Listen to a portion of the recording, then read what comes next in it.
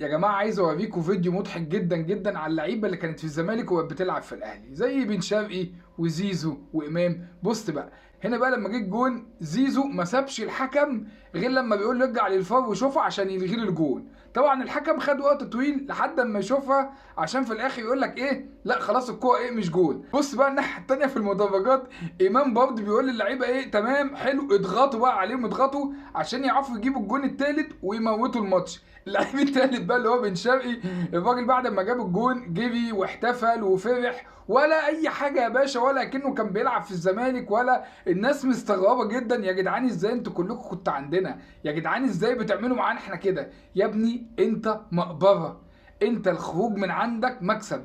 اللعيبه دي كلها هي بتحمد ربنا دلوقتي انها مش موجوده عندك، وتقول لي انت كان مبيوم عندك. مبيوم عندك ايه يا معلم؟ دي الناس دي شكلها كانت شايبه الويل من عندك. يعني هم بذمتك لو كانوا عندك كان شافوا العز والبطولات والحاجات اللي هم شايفينها دي خالص يا باشا. انت مش موجود، انت هوا، فما تجيش تزعل عليهم لان الناس دي بعتك خلاص. فما تقعدش بقى حتى ابوك تقعد تصدعنا كل شويه وولاد النادي وانت كسبت ولاد النادي. اذا كان ولاد النادي هم اللي مسففينك النجيله ومسففينك التراب وخلوك تاخد اتنين على الناشف، فوحياة ابوك بقى كفايه صياح قوي لحد كده، لحسن انا والله خايف عليك، كان قلبي عنك يحصل لك حاجه ولا تنزل لك حاجه ولا بتاع. فمعلش يا حبيب قلب اخوك بقى، ان شاء الله المره الجايه تبقى على الناشف برضه.